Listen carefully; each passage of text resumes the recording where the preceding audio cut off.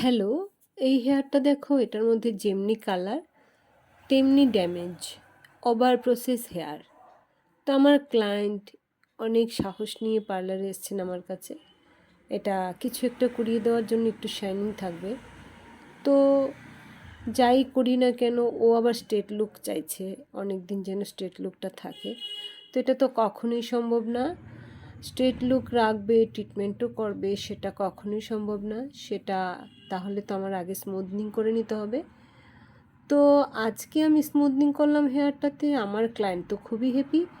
তো দেখো, স্মুথনিংটা করেছি খুব মাইল্ড একটা ক্রিম দিয়ে করেছি, যেটা খুবই দরকার। এখানে খুব স্ট্রং ক্রিম ইউজ করা যাবেই না। তো আমি ক্লায়েন্টকে বলেছি আজকে স্মুথনিং করে দিলাম, কিছুদিন যাক, একটা মাস যাক, এরপর না হয় এটার মধ্যে একটা খুব ভালো একটা ট্রিটমেন্ট করে দেব। তো আজকাল তো হেয়ারের অবস্থা খুবই খারাপ, চারিদিকে শুধু কালার,